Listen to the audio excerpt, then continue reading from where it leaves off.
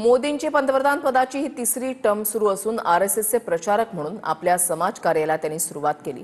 मोदींना बालपणापासूनच देशभक्तीचं वेड असल्याचं त्यांचे शिक्षक म्हणाले। पाहूयात एक रिपोर्ट।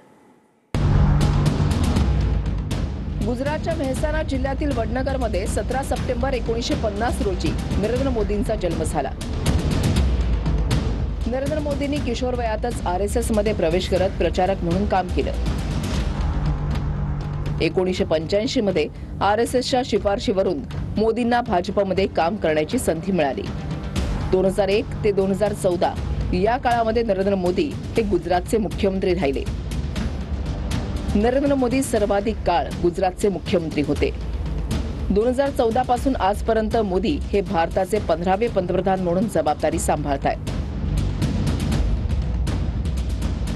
मोदींच्या राजकीय प्रवासात त्यांचं घोषवाक्य आणि विधानं हे केवळ एक वाक्य नाही, तर जनसंघर्ष, राष्ट्रीय अभियान आणि सांस्कृतिक प्रतिकात्मकतेचं साधन आहे।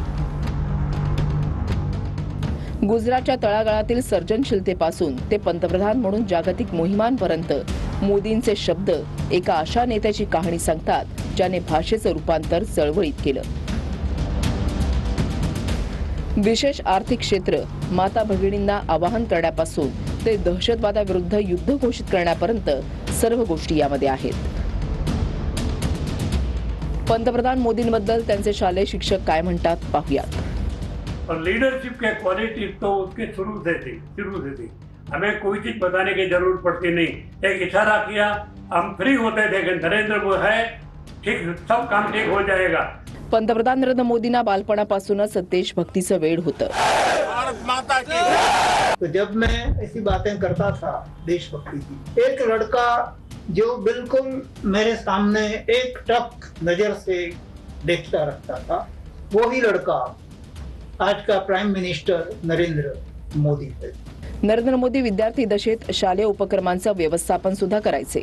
तो नरेंद्र मोदी को मैंने देखा प्रत्येक प्रवृत्ति में, जाहिर में, कि प्रवचन हो, नाटक हो, कोई भी कार्यक्रम हो, तो इसमें तैयार रहता था।